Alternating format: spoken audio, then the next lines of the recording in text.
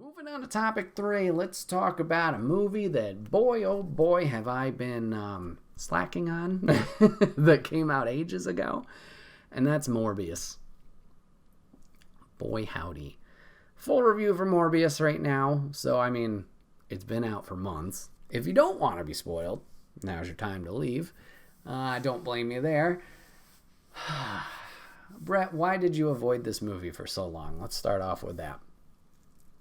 Well, one, it's not tied in the MCU. This is a purely Sony-driven movie, as they own all the Spider-Man rights and all those characters. So they've been dabbling. Let's take care of this. Not take care of this. Let's take advantage of this superhero film success, and let's continue to pump out these products. And I've watched both the Venom movies, and I'll admit, the dichotomy between Tom Hardy and the Venom that they portray in that film, I like it. Their bromance thing, the movies aren't the greatest. They do have some good aspects of it, but they're fine. I don't think it's anything I'll go back and actively rewatch, but they're fine experiences. So anyways, the bar was low for Morbius when it was announced. I like Jared Leto. Learning now more what kind of a person he is. That's okay, not great, but I do like aspects of him. So I was like, okay, this casting makes sense. I'm down for it.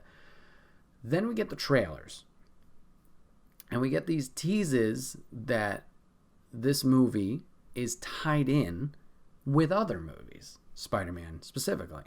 We had a tease that this was tied into the Tom Holland MCU universe, which blew my mind, with Vulture making an appearance towards the end of one of the trailers. And then we also had another shot that had Tobey Maguire's Spider-Man sprayed painted onto a wall or a poster. So it was a big head scratcher of where does this fit? How does it fit? Which universe is it in? This is all pre-Far From Home, or No Way Home, rather, so we didn't go through that whole Spider-Man journey. So, anyways, announced ages ago, got delayed, whatever, finally works out, releases. So I don't see it right away, and then I start seeing the internet buzz around it. Now, we've talked about this many times on the podcast. Obviously, Twitter is a hellscape for opinions at times. It could be a lovely thing at times, and then most of the time it's just woo boy. Everyone was shitting on this movie. It's awful. It's terrible. We're making memes out of it. We're making jokes out of it. Whatever. So I was like, alright, maybe I shouldn't watch this. So everybody bags on it. Everybody's shitting on it. Whatever. So I end up not going to see it. Now the memes, everybody's memeing the shit out of it. Morphin time, Power Rangers, whatever. They meme that, and everybody's going crazy about it. Sony picks up on this, and they're like, oh my god, people love our movie. Let's re-release it in theaters for a little bit of time, make a little bit of extra money off of it, right? It gets re-released, it tanks. Barely anybody sees it in this re-release. So, big misfire on Sony's part. Because, like I said, people just are shitting on the movie. They don't actively enjoy it. So anyways, time passes. Shout out to a platypus. He's memeing the shit out of it, putting it as notifications on his channel. I'm laughing, being like, this can't be real. Turns out it is a real scene. Oh my god.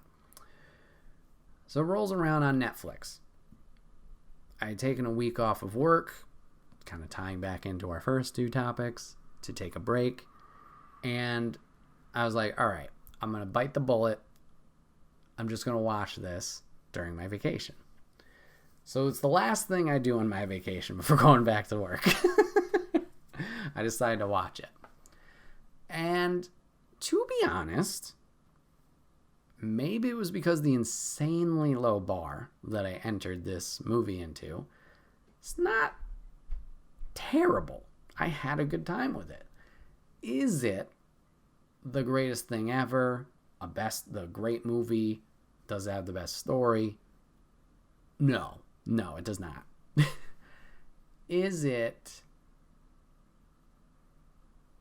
something I was disgusted with and like, oh my God, that was awful. I regret those 2 hours. I'm never, just, no, I don't think it was that either. It was a nice middle ground, fine experience. Okay, so let's get into it. Graphics, or, not graphics, what are they? Visuals. Let's go with that. Visually, I think this movie did really well.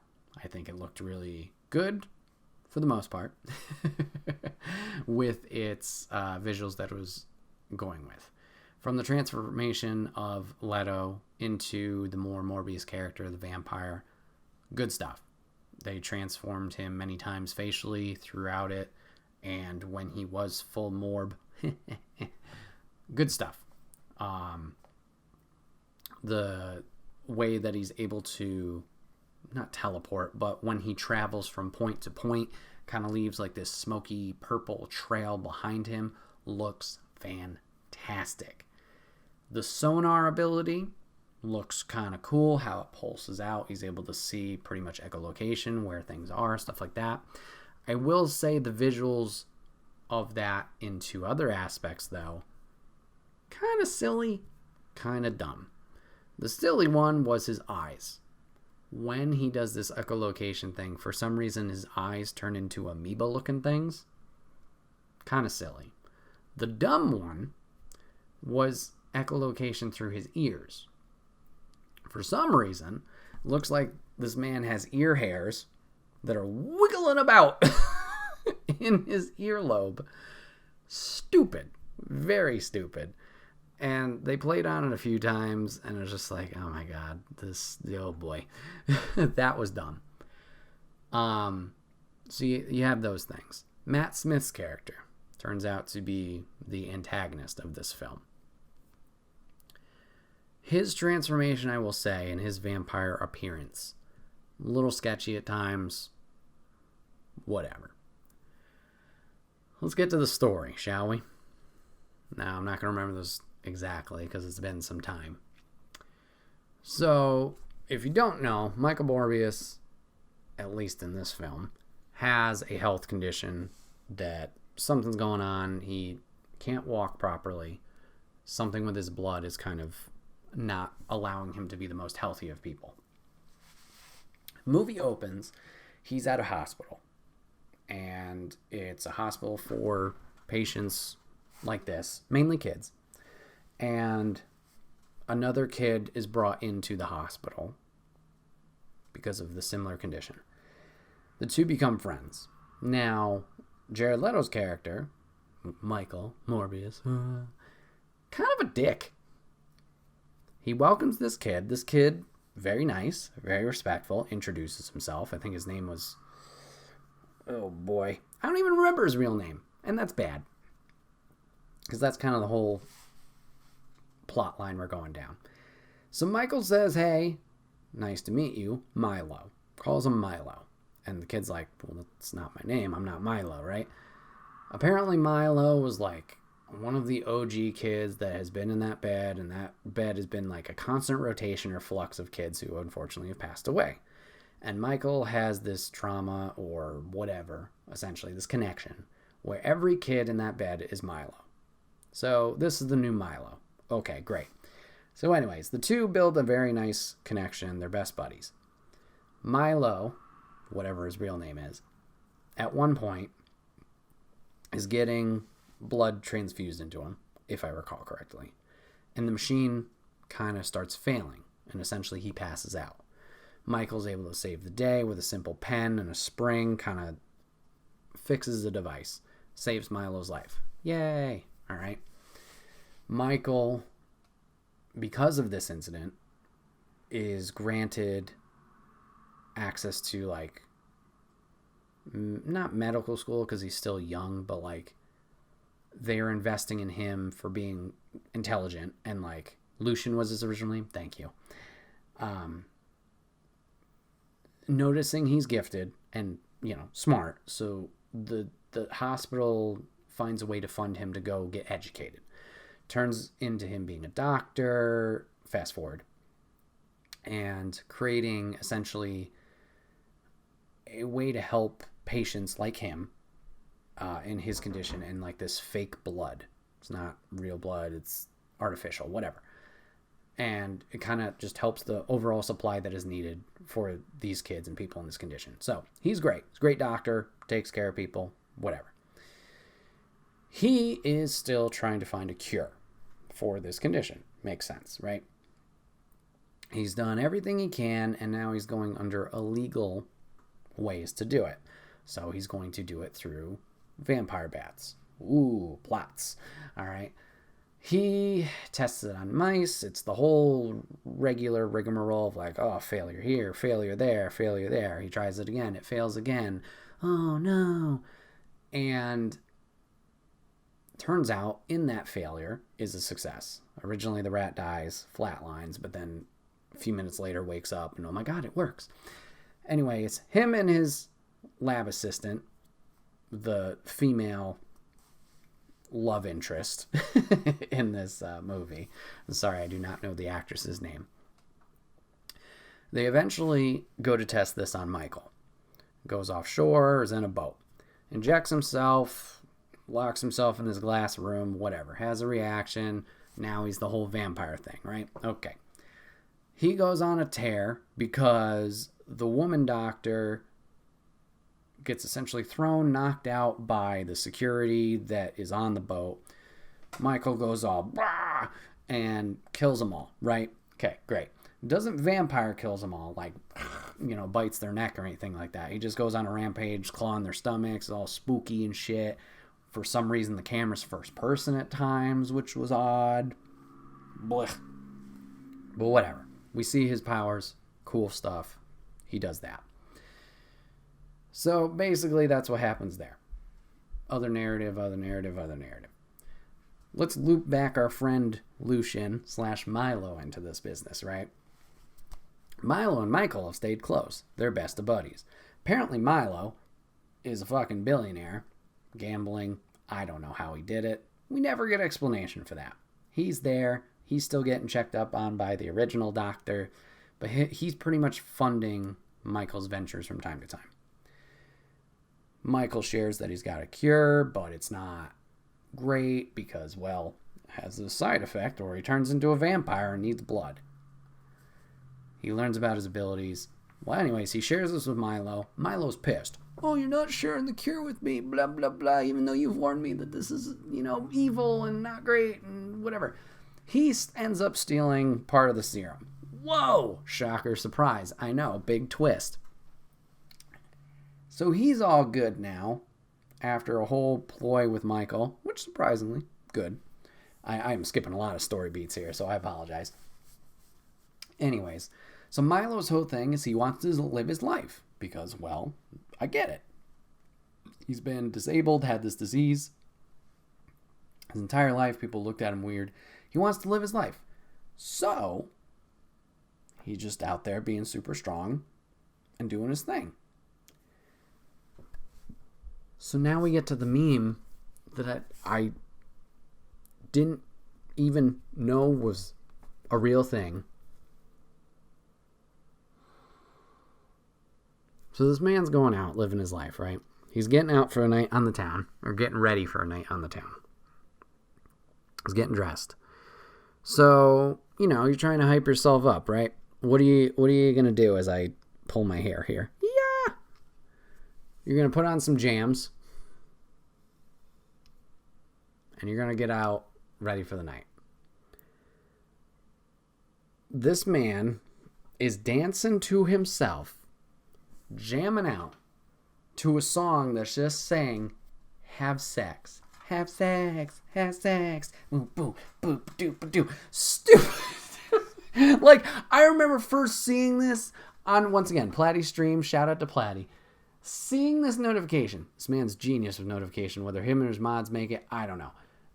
Like, hilarious. I'm like, this is fucking, I don't know what this is from. This is stupid. I thought he added the song in there. I thought this dance was just like I had no idea. And then I looked it up and saw it was real. So when watching this movie, I knew it was coming. Just total, like, thrown in there for no reason. I had seen it a million times, so I already, like, laughed my ass off at it. But just weird, very weird scene that we added into this thing. Anyways, I just had to talk about that. So anyways, the two are gonna end up fighting because Milo's a piece of shit and Michael's trying to stop him. So the two fight, blah, blah, blah. Milo kicks his ass. Easily. I'm skipping way far ahead to the finale. Kicks his ass easily. Michael decides to summon bats from all of New York and, like, do this whole swarm attack thing. The bats do all the work, and Michael comes up and stabs him with the, like, antidote, right? And it's over. I was like, bro, you just got your ass whooped. And you did nothing. How many bats are in New York? Well, Jeff, apparently a fuck ton. Like 10,000 plus? I don't know. I couldn't count them all. They're small and they're going everywhere. It was like the fucking the portals of hell from bats just opened and everybody swarmed in. So anyways, yeah. So Milo's taken care of. Which is, again, the stupidest thing. Why is his name Milo? Why did he just accept it? Why is he not Lucian? He just like, they said his name at the beginning. And he was Milo. He was Milo for the whole thing.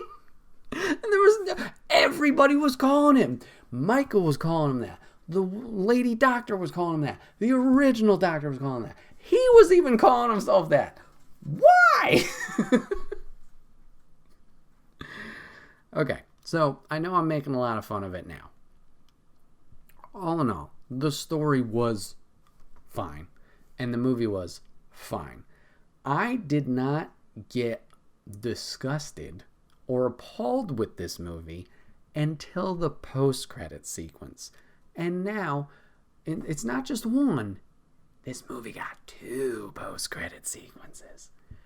So, remember how I alluded to the trailer earlier? Of, you know, Vulture shows up and the Tobey Maguire Spider-Man is on the wall, right? In the trailer. Oh my God, what's going on? Oh. Are those in the movie? No, they're not. To answer your question, they're not in the movie. The Spider-Man thing, not on the wall. Vulture doesn't show up until the fucking post-credit. They showed the post-credit in the trailer. A little modified. I'll give them that. A little modified. What the fuck? And, okay, so the first post-credit is showing how Vulture gets there. Because, guess what? Adrian Toomes, he doesn't exist in this universe. Spoiler for No Way Home. Hopefully you watch that. Remember that big rift in the sky? Doctor Strange going woo, woo, woo, and trying to fix everything? Apparently, that took the Vulture from the MCU, or another universe, I don't know, I could be wrong, and kicked his ass over to the Morbius universe, which apparently is tied in with Venom, because we got the I'm Venom joke. And he just shows up in jail and is like, the fuck? He gets left out of jail because, well, he's not supposed to be there. And he shows up, and you're like, oh, okay, what the fuck? Like, I didn't think that purple thing was transferring anyone else there. I get Goblin going back to his universe. I get Octopus. I get Lizard, because they invaded, right? We never saw Toomes invade. Or, if this is the MCU Toomes, what the fuck? Because we're just leaving that cliffhanger there. And what about him talking to Scorpion in jail? But like, I know Peter Parker's that. Well, I know Spider-Man's identity. Blah, blah, blah. We're just leaving that. We're just saying, fuck that. Anyways, Adrian somehow gets to this universe, right? And he's like, hello. Second post-credit sequence. Michael Morbius, driving down the street. I'm a cool guy in a cool car. Goes to somewhere in the desert. Parks, gets out. All right, cool. Who comes zooming in? It's the fucking Vulture. In his fucking Vulture suit. Where did he get the suit? Where did it come from? Apparently you don't exist in this universe. How was this just here? Comes zooming in. I think he might have had something. I forgot. And he's like, hey, Michael, let's get a group together because Spider-Man's a real piece of shit. What do you mean? Spider-Man's not in this universe. Michael Morbius looks pissed and like all motivated. Like, yeah, fuck Spider-Man. He hasn't been established. Morbius, what's your problem with Spider-Man? You're just a dude who went, I'm a vampire. Brah, I'm going to be a good guy, not bite people. And then fucking, now you're pissed at Spider-Man? Who the fuck is Spider-Man? Is this Venom's universe? Is this another Venom? What makes zero fucking sense? Jeff exactly saying it in chat. Vulture's suit was made of stolen tech, Stark and Chitauri tech, which neither exist in the universe. What the fuck? I don't... Like I said, rest of the movie, I was fine. I was like, oh, you know what? That wasn't that bad. I knew it had a low bar going in. Maybe that helped it. And then I got adamantly pissed with these post-credit scenes. Sony, what are you doing? Oh my God, just, I love the Spider-Man movies. I love, obviously, the ones that they've done by themselves. Obviously, they have some things that are, yeah. And then, obviously, the MCU ones. But that's because Disney and Marvel are fucking there being like,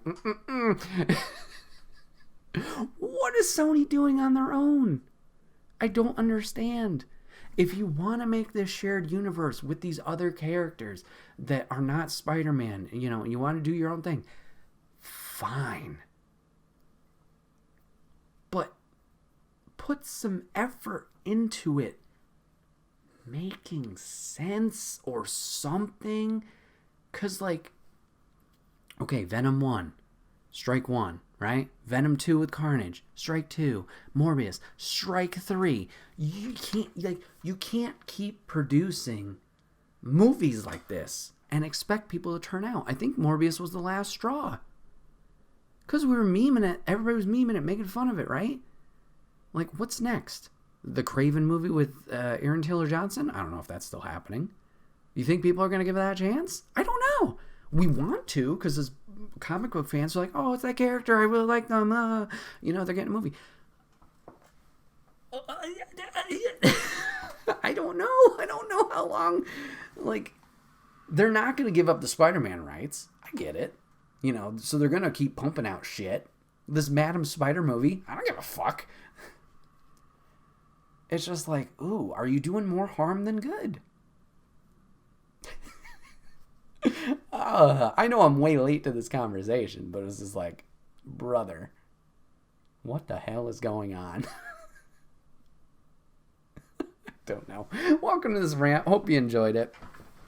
This has been another episode of the Wait, What Are You Talking About podcast. I didn't say it earlier, but episode 146. Thank you guys for hanging out today. I know it was a wide variety of topics today and a wide variety of emotions. So yeah, thanks for hanging out and sticking through it. If you guys want to catch this podcast live, go over to twitch.tv/Enigma9011. You catch it live over on Sundays or over on the channel on Sundays at 8 p.m. Eastern. Check it out over there. Join in the conversation like Rainbow and Jeff did today, along with many other viewers. Thank you very much. We'd love to have you in on all the fun. But if you can't catch live, that's A-okay. Go over to YouTube where it's broken out topic by topic and put as one big video in MP3 for your amusement on the following Friday on YouTube and podcast services. Last but not least, if you want to show your support wherever you're watching or listening, please leave us a review, comment, thumbs up, whatever it may be, or go to the merch store. You can always show your support for the channel in those avenues. It may seem small, but it does go a long way. So thank you for your support. and I appreciate you for it. Thank you guys for watching and listening today. Hopefully, we'll see you guys on the next one. Take care.